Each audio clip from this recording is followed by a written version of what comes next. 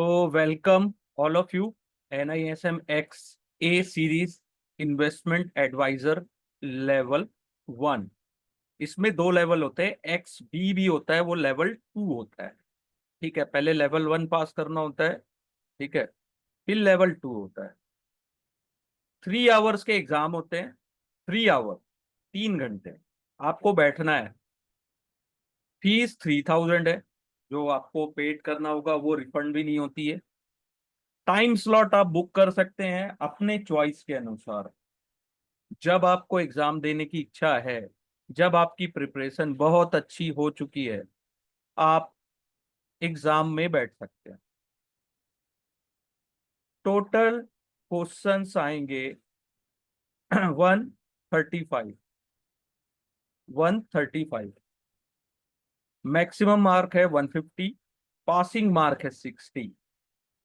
इसमें minus marking भी होती है। सर्टिफिकेट की वैलिडिटी है 3 इयर्स। ठीक है। और NISM एक्स ए का क्या है, यानी कि क्या चाहते हैं एग्जाम से आपको क्या मिलेगा। तो the common minimum knowledge benchmark for individual investment adviser और principal office of non individual investment adviser under SEBI investment adviser regulation 2013। ठीक है, आपको पास करना जरूरी है अगर आप इंडिविजुअल इन्वेस्टमेंट एडवाइजर हैं तो। और ये एग्जाम पास करने के बाद ही आप सेबी के इन्वेस्टमेंट एडवाइजर का जो लाइसेंस होता है उसके लिए अप्लाई कर सकते हैं। ये एक क्राइटेरिया है, ये कंपलसरी होता है इसको पास करना। ठीक है, इसके अलावा और भी उनको यानी आपका डिटेल चाहिए रहता है, उसको अगर आप फुलफिल करते हैं तो आप सेबी रजिस्टर इन्वेस्टमेंट एडवाइजर बन सकते हैं। ठीक है, इसका जो लेटेस्ट PDF बुक है वो भी अवेलेबल है अपने पास। एग्जाम में बहुत डिटेल स्टडी की जरूरत पड़ती है, बहुत ज्यादा डिटेल। ठीक है, जिनका NISM में फोलियो नहीं बनाई, यानी आपने प्रोफाइल नहीं बनाई है, तो पहले आप प्रोफाइल बना लीजिएगा। उसके बाद आप कोई भी सर्टिफिकेट एग्जाम के लिए अप्लाई कर सकते हैं। NISM एक्स ए के अलावा मैं NISM रिसर्च एनालिस्ट का भी कोर्स कराता हूँ। NISM इक्विटी डेरिवेटिव का भी कराता हूँ। और म्यूचुअल फंड का, यानी मैं पार्ट टाइम लोगों को नॉलेज दे देता हूँ। क्योंकि म्यूचुअल फंड मुझे नहीं लगता कि किसी को जरूरत पड़नी चाहिए कि उसमें आपको कोचिंग की जरूरत नहीं पड़नी चाहिए, मेरा ये मानना है। मैं जितने चैप्टर्स बताता हूँ उतने में हो जाता है। लेकिन जितने ये माइनस मार्किंग वाले एग्जाम्स हैं, जितने ये एग्जाम लेते हैं, ये पास करना थोड़ा डिफिकल्ट है, थोड़ा ज्यादा ही डिफिकल्ट है। मल्टीपल चॉइस क्वेश्चन आते हैं, 9 केसेस होते हैं इसमें, केस बेस्ड क्वेश्चन। और आपको 3 आवर्स में कंप्लीट करना है। ठीक है, यानी 150 मार्क्स में आपको एटलीस्ट 90 मार्क्स लाने हैं। ठीक है, 9 केस बेस्ड स्टडी कैसे होते हैं? 6 case late, 5 question of 1 marks, 30। ठीक है, 3 केसलेट होते हैं जिसमें 5 क्वेश्चन 2 मार्क्स के होते हैं। ठीक है, तो इसमें भी 30 हो गए टोटल, तो 60 ऐसे हो गए। और MCQ 90 मार्क्स के, तो टोटल हो जाते हैं।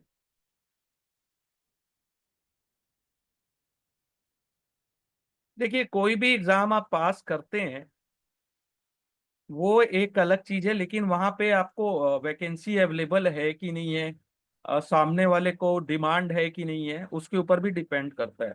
लेकिन मैं इतना जानता हूं कि जिसने भी एग्जाम पास किए हैं NISM के, कहीं ना कहीं उनको अच्छी जगह जॉब तो मिल गई है। सैलरी का मुझे नहीं पता, सैलरी कई बार क्या प्रॉब्लम होती है, यानी कि कंपनी छोटी है तो सैलरी नहीं दे पाती है, कंपनी बड़ी है तो बार्गेनिंग करके, यानी कि स्टार्टिंग में आपको थोड़ी प्रॉब्लम हो सकती है सैलरी के लिए।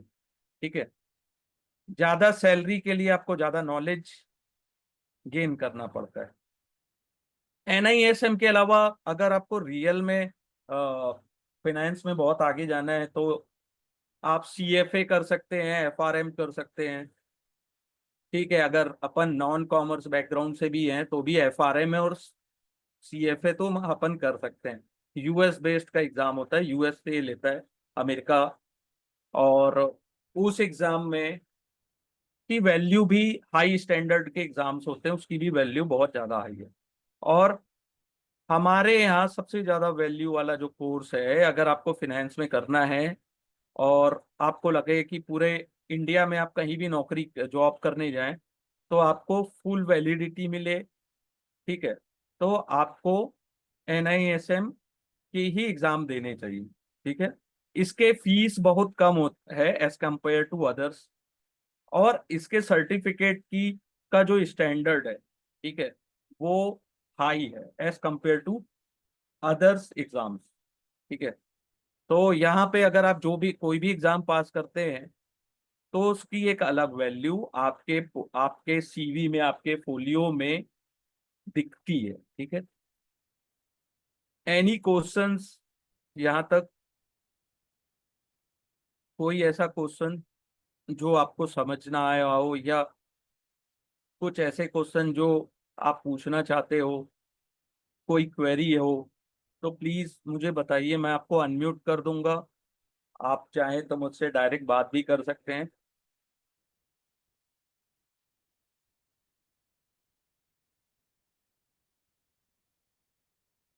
CPA course, I don't know about it.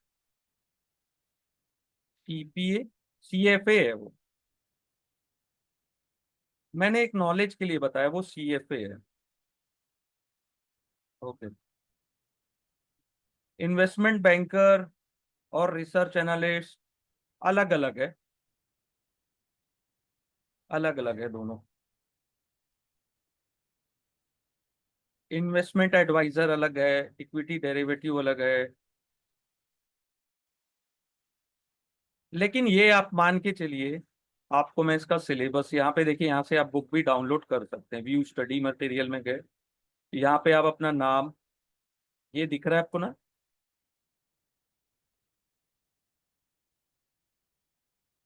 अगर आप ये यहाँ पे गए और आपने नाम, email ID, mobile, city, state ये डाला और प्रोसीड कर दिया तो आपको डाउनलोड मटेरियल मिल जाता है।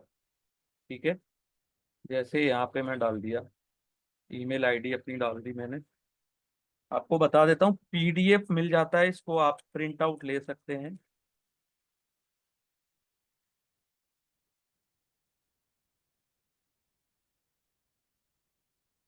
ठीक है, यहाँ मोबाइल नंबर डाल दीजिए।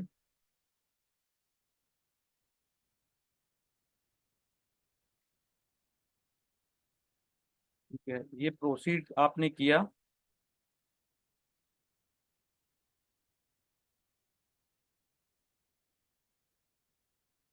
ठीक है, तो ये आपको सभी बुक्स मिल जाएंगी, ये NISM 1 सीरीज से लेकर NISM XA, XB, ठीक है, और म्यूचुअल फंड, कोई भी बुक जितने भी एग्जाम्स लेते हैं, ठीक है,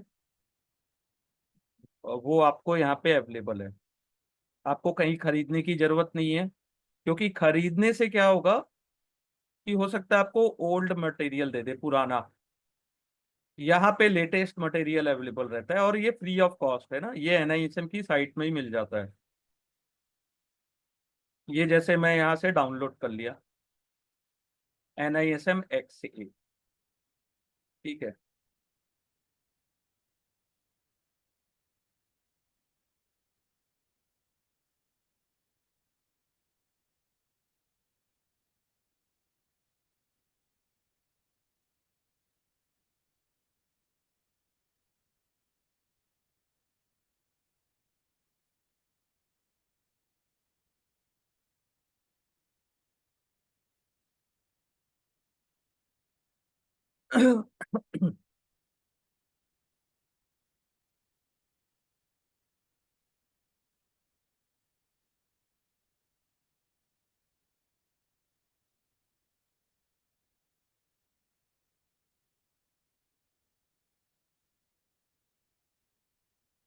मैं आपको फर्स्ट बता देता हूँ, ये बुक मैंने डाउनलोड की है, और अपन स्टडी कैसे करेंगे वो भी मैं आपको बता देता हूँ। कि पहले अपन इन्वेस्टमेंट एडवाइजर की जो लेवल 1 की बुक है NISM की, इसको कंप्लीट करेंगे। देखिए ये लेटेस्ट अपडेट है, फरवरी 2025। ठीक है, लेटेस्ट बुक है ये। इसको पहले अपन कंप्लीट करते हैं। उसके बाद अपन short notes plus MCQ case studies, ये सब की भी प्रैक्टिस करते हैं। और इसका आप देख सकते हैं 398 पेजेस की ये बुक है, 398। और एग्जाम इजी नहीं होता है, 3 आवर्स आपको बैठना है वहां पे।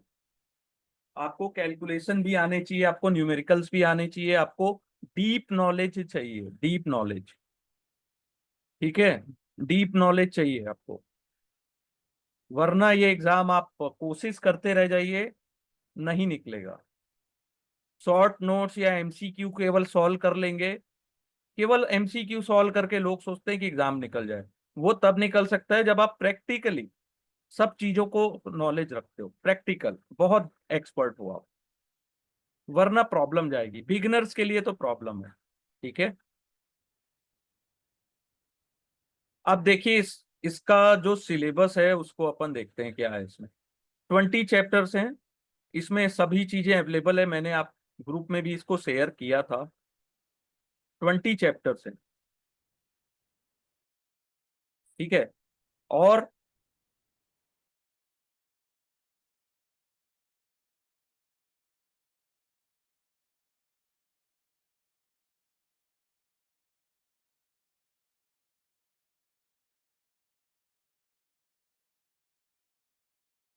को समझ में आ रहा होगा कि चैप्टर 1 नहीं, मॉड्यूल 1 से, यानी कि chapter 1 to chapter 4 total questions आएंगे 37।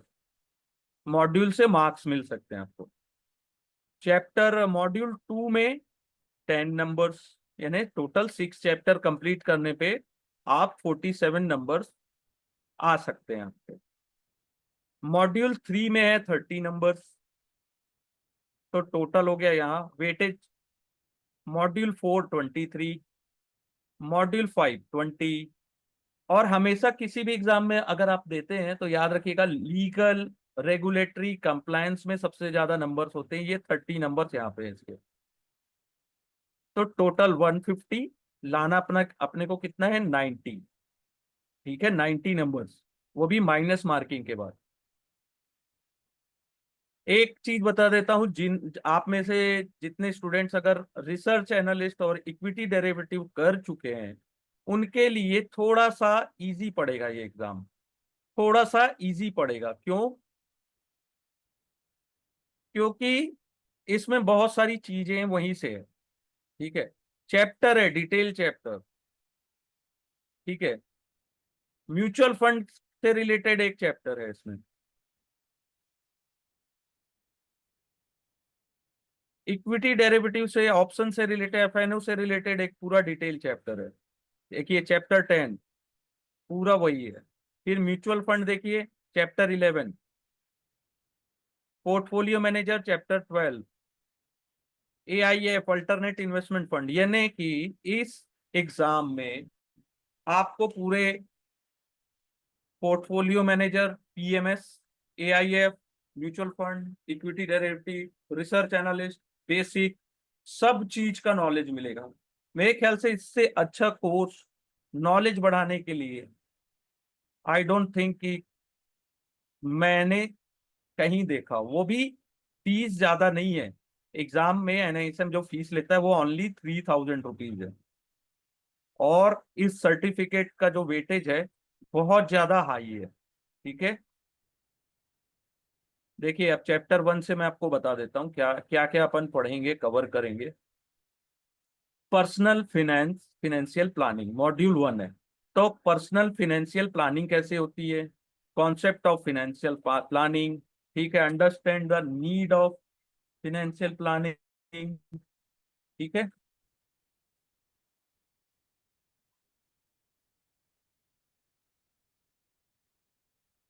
और क्या है, time Scope of financial planning, concept of asset liability and net worth, financial planning progress, financial advisory execution। Chapter 2 है टाइम वैल्यू ऑफ मनी, यहाँ से पूरा कैलकुलेशन पार्ट आता है। ठीक है, cash flow management in personal finance, household budget कैसे बनाते हैं, कैश इनफ्लो आउटफ्लो कैसा होता है, budgeting and forecasting, monitoring budget and provision for saving, creating a personal balance sheet and net worth, and creating a budget and saving plan, evaluation of financial position of client, purpose of need of debt, role and impact of debt, leverage and debt counseling, debt servicing requirement। बहुत detail chapter है। ठीक है, secured and unsecured loan, term related to loan, type of borrowing, responsible borrowing, understand loan calculation, loan restructuring, repayment schedule with very interest rate, criteria to evaluate loan, opting for change in EMI। फिर Indian financial market क्या है, Indian economy क्या है, Indian financial market क्या है, regulator कौन है, structure कैसा है, प्राइमरी मार्केट का नेचर कैसा होता है, सेकेंडरी का कैसा होता है, कॉर्पोरेट एक्शन क्या होते हैं, इन्वेस्टमेंट क्या होता है, टाइप ऑफ इन्वेस्टमेंट पे equity, fix, commodity, real estate structure, distress, other investment, investment in equity, diversify of risk through equity instrument, risk of equity investment, overview of equity market, equity research, stock selection, relative valuation, discount cash flow model, technical analysis, qualitative valuation of stock,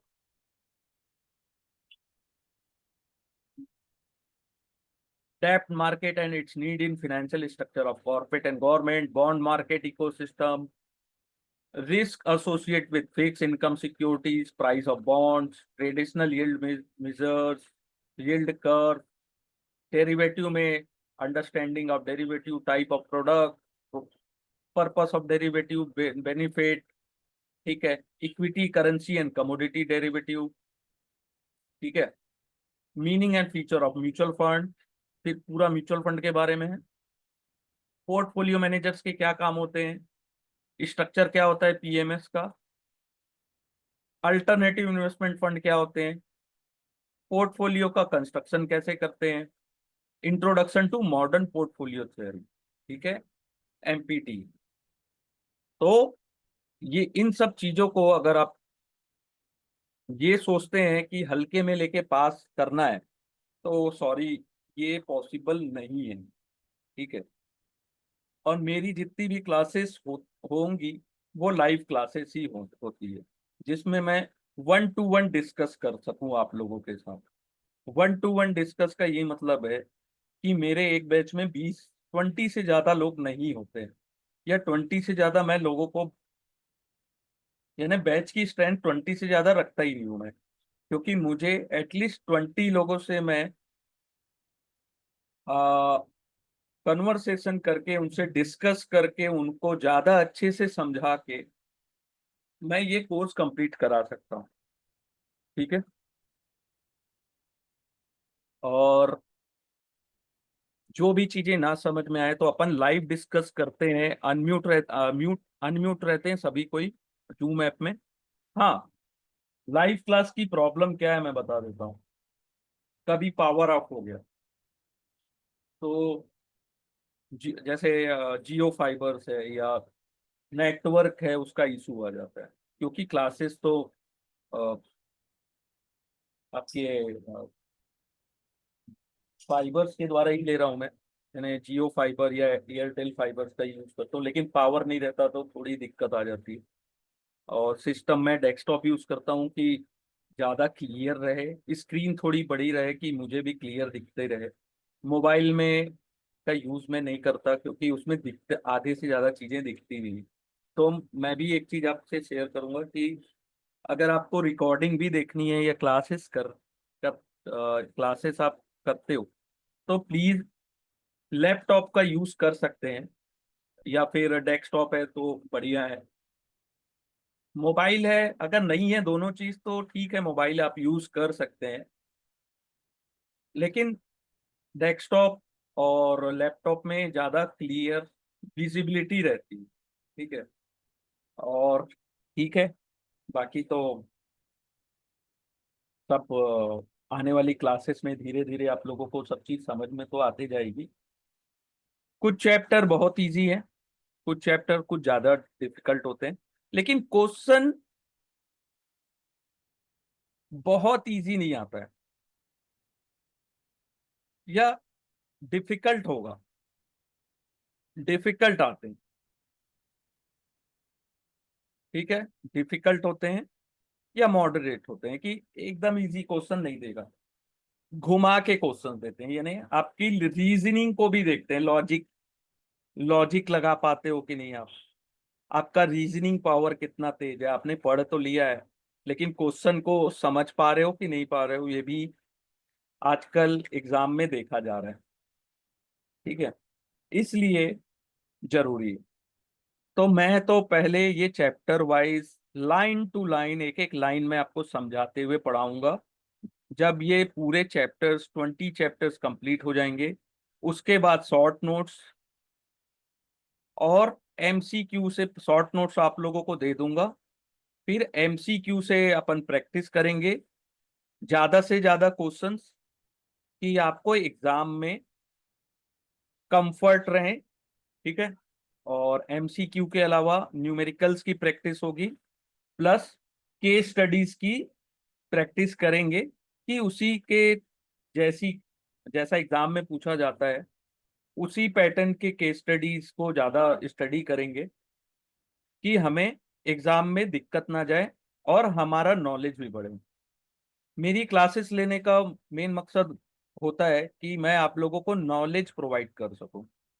exam तो आप easily pass कर सकते हो, 1 attempt 2 attempt, एक attempt या 2 attempt में हो जाता है।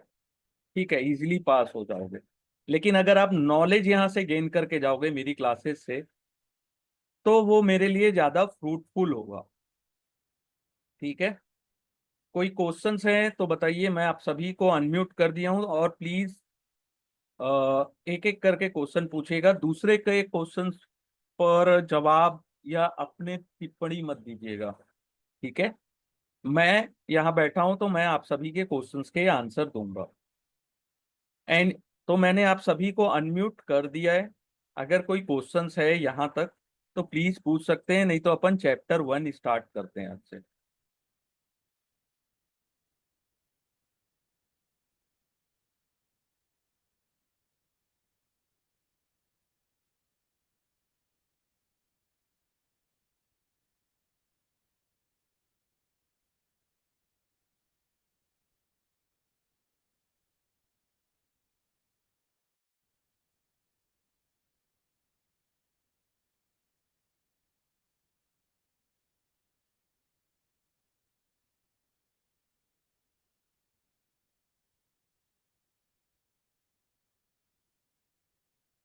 गोल्डन ईगल जी, आपको इक्विटी एडवाइजर अगर करके जॉब करनी है तो आपको रिसर्च एनालिस्ट और mutual fund, equity, equity derivative, ये तीन तो करनी ही चाहिए।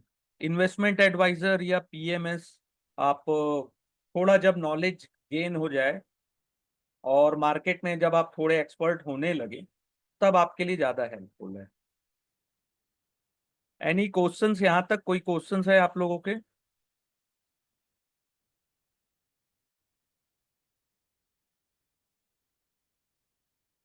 Any questions? No questions?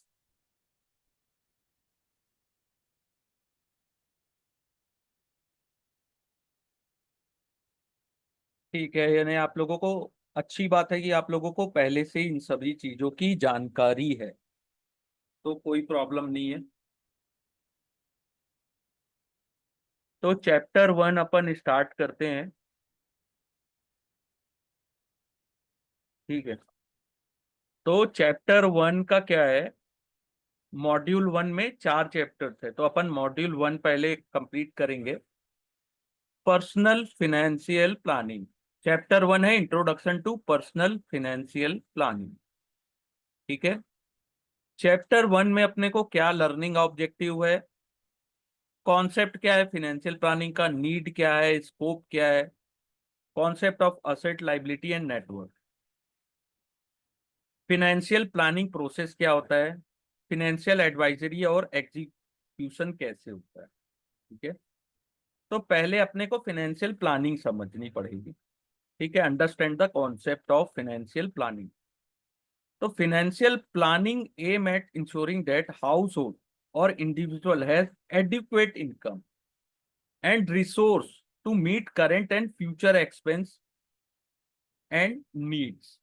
तो फाइनेंशियल प्लानिंग से अपन क्या इंश्योर करते हैं हाउस होल्ड और इंडिविजुअल का, कि उनकी एडिक्वेट इनकम कितनी है या सोर्स ऑफ इनकम कितनी है, कि वो अपने करंट एक्सपेंस या करंट नीड, आज की नीड और फ्यूचर के एक्सपेंस, यानी कुछ फ्यूचर में उन्होंने प्लानिंग की है, उसकी नीड्स को वो कंप्लीट कर पाते हैं कि नहीं।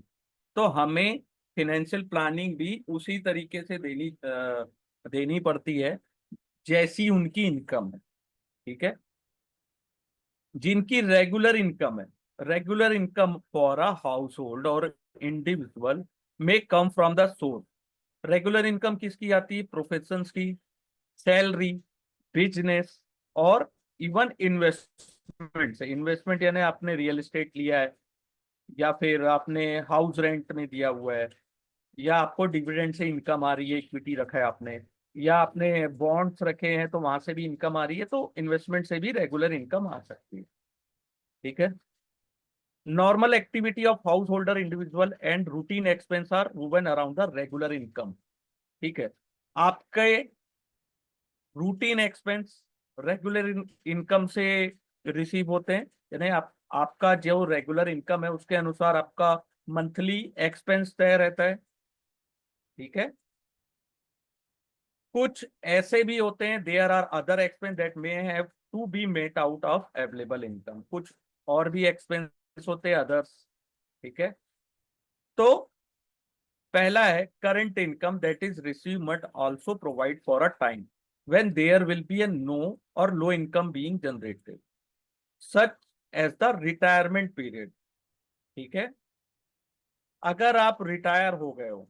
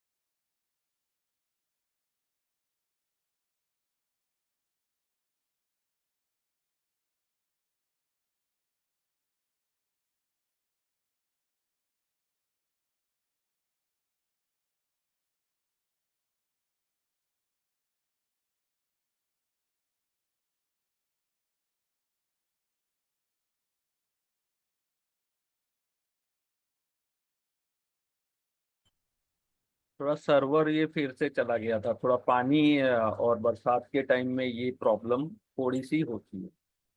ठीक है। तो current income, there may be unexpected expense which are not budgeted. जैसे आपका लार्ज मेडिकल बिल कभी आ सकता है, आपको हॉस्पिटल के ज्यादा बिल्स देने पड़ सकते हैं। और there may be need in the future that required a large sum of money, जैसे education of children, buying a home, तो वहां पे आपको बड़े फंड की जरूरत पड़ती है। तो which require adequate fund to be made available at the right time. ठीक है। तो अपन करंट इनकम से क्या करते हैं, कुछ पैसे सेव करते हैं और असेट क्रिएट करते हैं कि ऐसे रिक्वायरमेंट में जब अपने को मेडिकल, एजुकेशन, होम खरीदना हो तो उस समय हमको वो पैसे काम आए। ठीक है। तो financial planning refer to the process of streamlining income, expense, assets and liability of house hold individual. ठीक है। तो to take care of both current and future need for fund.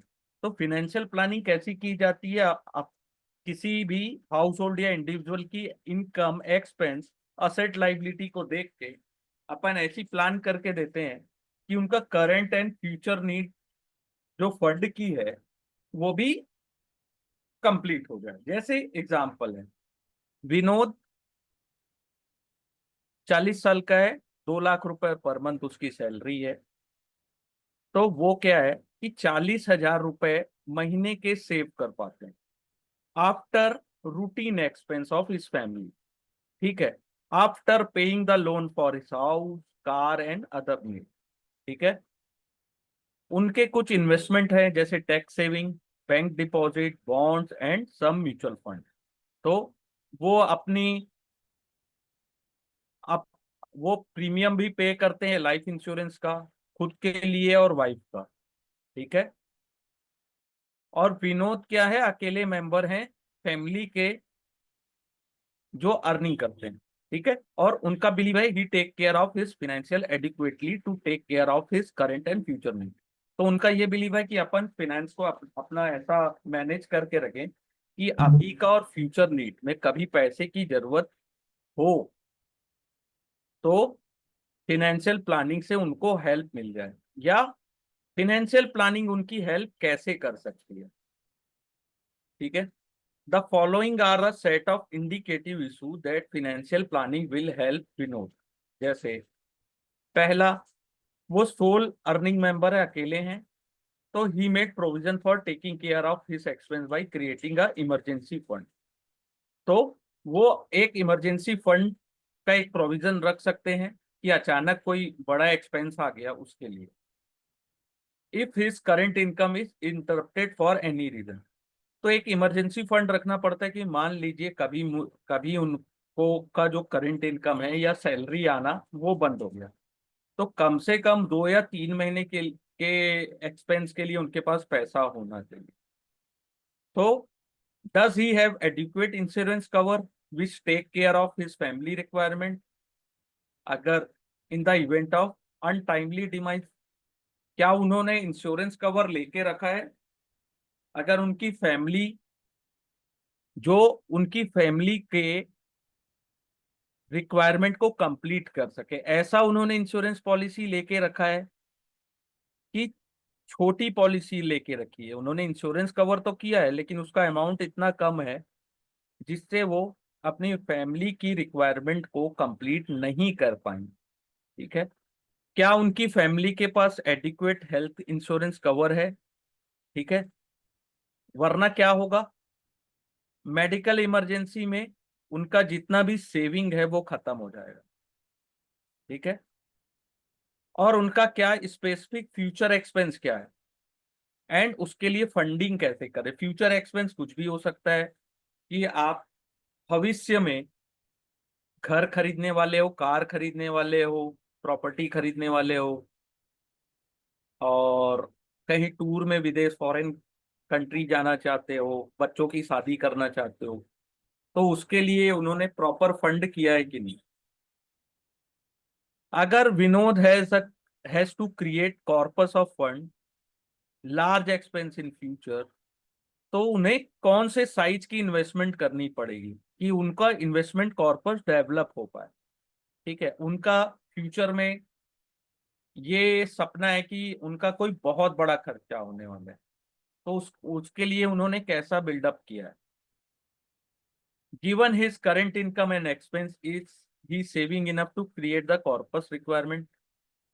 उनकी इनकम और एक्सपेंस को माइनस करने के बाद जो सेविंग आती है, उससे क्या वो पैसे क्रिएट हो पाएंगे, वो कॉर्पस क्रिएट हो पाएगा। अगर वो अपने करंट एक्सपेंस को कट करते हैं और वो अपनी करंट इनकम को इंक्रीज करते हैं, तो his expense in the present and saving for the future met. ठीक है, क्या अगर वो करंट एक्सपेंस को अगर कट कर देते हैं, तो ऐसा तो नहीं है कि ऐसी जरूरत की चीजें जिसको उन्होंने एक्सपेंस को काट दिया फिर, या उनका फ्यूचर में जो सेविंग है वो करंट एक्सपेंस को कट करने के बाद भी बन पा रहा है कि नहीं बन पा रहा है। विनोद ने कितना वेल्थ क्रिएट किया है अपनी सेविंग से, and how can he best use is to meet his need. ठीक है, अपनी सेविंग को कैसे डिप्लॉय किया है।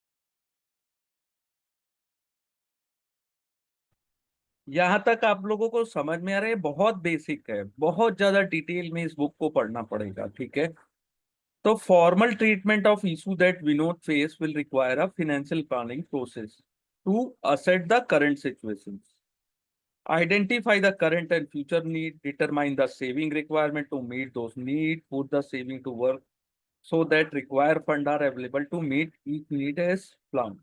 ठीक है, financial planning is thus a process that enable better management of personal financial situation of household and individual। अगर अपन शॉर्टकट में बोले तो फाइनेंशियल प्लानिंग से क्या होता है, बेटर मैनेजमेंट मिलता है personal financial situation of household और इंडिविजुअल।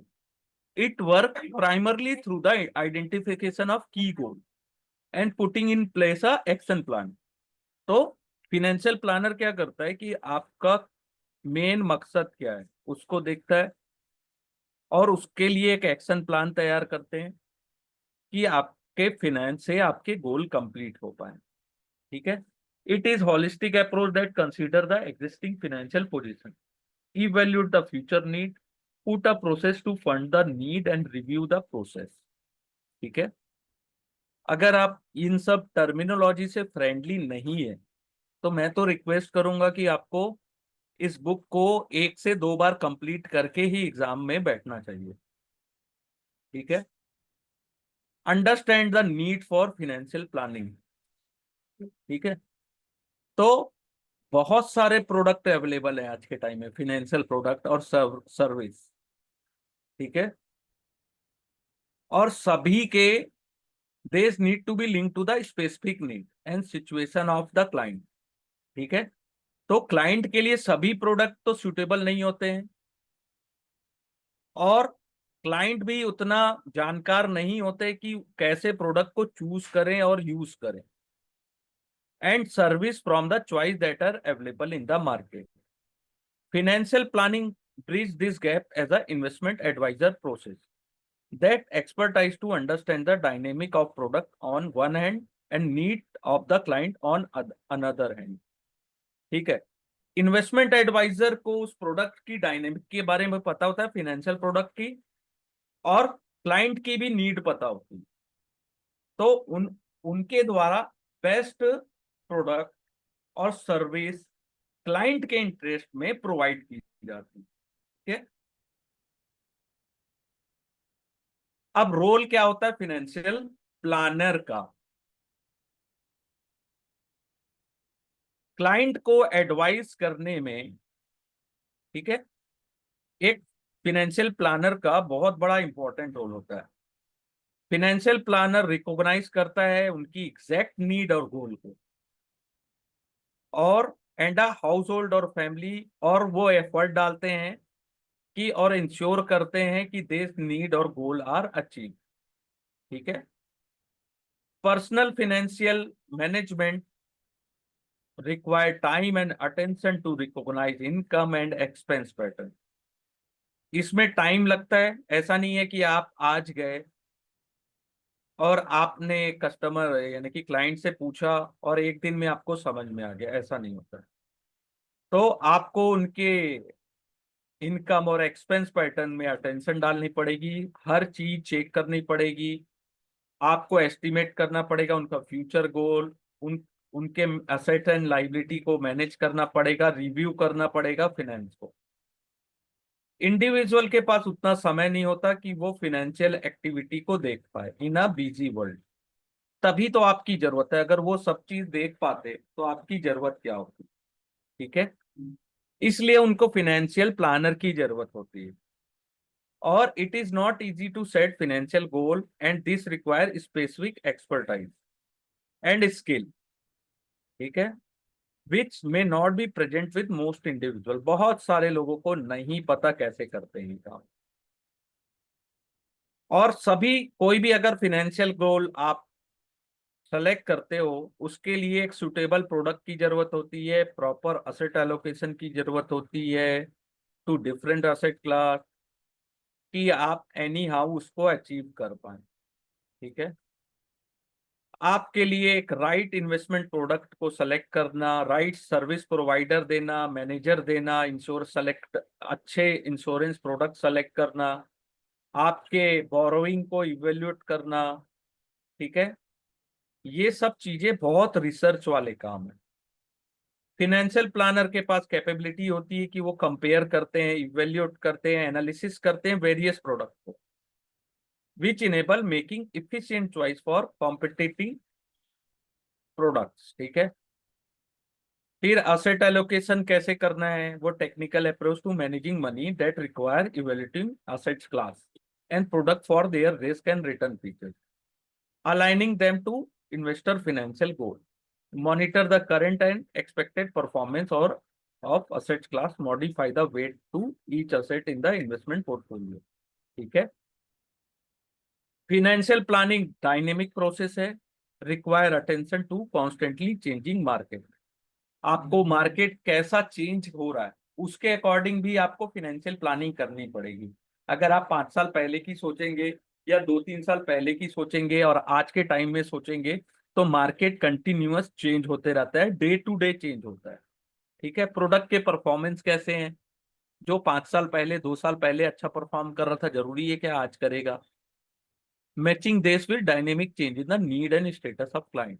ठीक है, ये सब जितनी भी चीजें फाइनेंशियल प्लानर प्रोवाइड करता है। और फाइनेंशियल प्लानिंग डिफरेंट कैसे है टिपिकल फाइनेंशियल एडवाइजरी सर्विस से? Financial planning require following out specific process where the client, along with their overall need and goal, are at core of everything being done. Financial advisory service would normally look at meeting just as specific need like advising on stock, debt, but relation with other aspect might be missing. अगर आप financial adviser हो तो आप बता आप बता सकते हो कि ये स्टॉक ले लो, ये डेप्ट ले लो, ये ऐसा कर लो, वैसा कर लो। लेकिन फिनेंशियल प्लानर जो होता है उसको पता होता है कि आपकी एक्सपेंस कितनी है, आपकी इनकम कितनी है, उन सभी को कैलकुलेट करके वो प्रोडक्ट आपको सर्व करते हैं या बताते हैं कि आप ऐसा कर लो। लेकिन एडवाइजरी में क्या होता है, आपकी जितनी सैलरी नहीं है उससे ज्यादा का कोई एडवाइस करके चला गया, फिर प्रॉब्लम होती है। Financial planning effort is comprehensive process.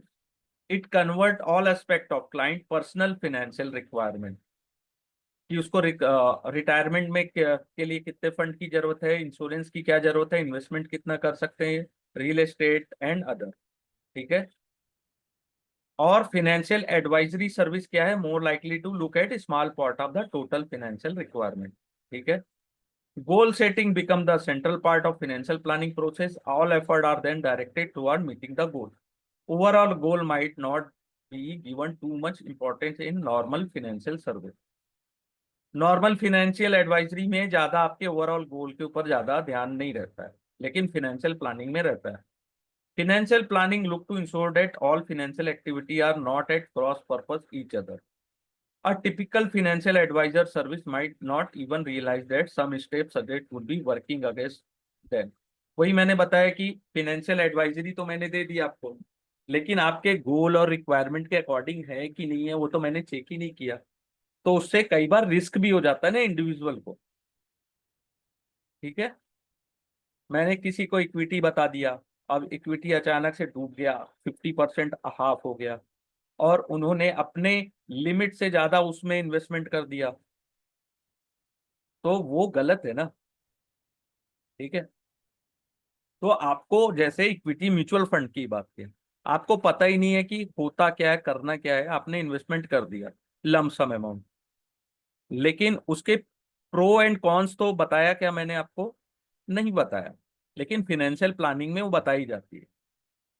ठीक है, सिचुएशन को मॉनिटर करना, एक्शन लेना कि सभी चीज आपके ट्रैक में रहे। ठीक है, आपका फाइनेंशियल प्लानिंग ट्रैक में रहे। ठीक है, it is inbuilt to the entire effort, so this become a natural part of the activity. ठीक है, this might not happen with respect to normal financial advisor. ठीक है, financial planning look to select what is right for individual and this would differ from person to person. तो किसी एक इंसान के लिए जो चीज अच्छी है फिनेंशियल प्रोडक्ट, दूसरे के लिए हो सकता है वो कुछ अलग भी हो, सबके रिस्क एपिटाइट अलग अलग होते हैं। ठीक है, फिनेंशियल एडवाइस देने पे ऐसा नहीं होता है। ठीक है, the goal might be completely different like earning higher return where risk might be ignore. Financial advice में आपको अब मैंने हायर रिटर्न प्रोडक्ट्स बता दिए, ठीक है, लेकिन आपको रिस्क पार्ट कोई बताता ही नहीं है। आप कहीं भी टिप्स लेते होगे या कभी कोई चैनल देखते होगे जिसमें कोई शेयर के बारे में, कोई डेप्थ के बारे में आपको बता रहा है, लेकिन क्या उन्होंने डिटेल जानकारी दी? नहीं, नहीं दी। तो फिर ये सब स्कोप क्या है फिनेंस ऑफ फाइनेंशियल प्लानिंग का? तो ओवरऑल आपके पर्सनल फाइनेंस को मैनेज करते हैं in line with short and long term objective. ठीक है,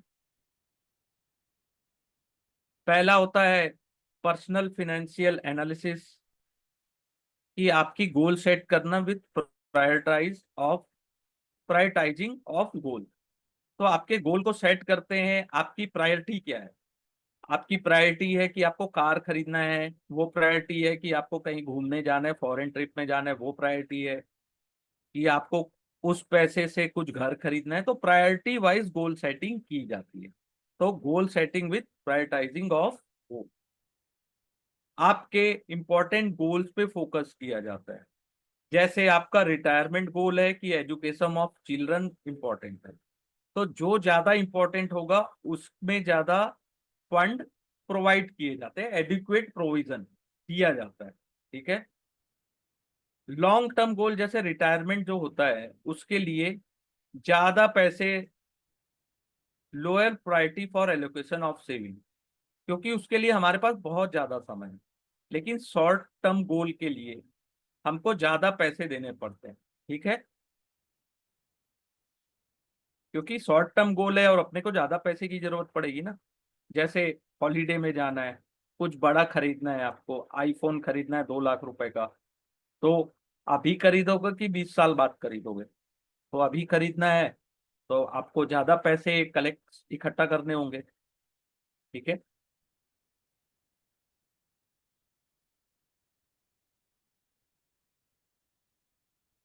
और रिटायरमेंट में क्या होता है, क्लाइंट को पता है कि प्रोविडेंट फंड भी मिलेगा, सुपर एन्युएशन भी मिलेगा, ग्रेच्युटी भी मिलेगी, तो उसका रिटायरमेंट का प्लान तो ठीक ठाक चल जाएगा। ठीक है।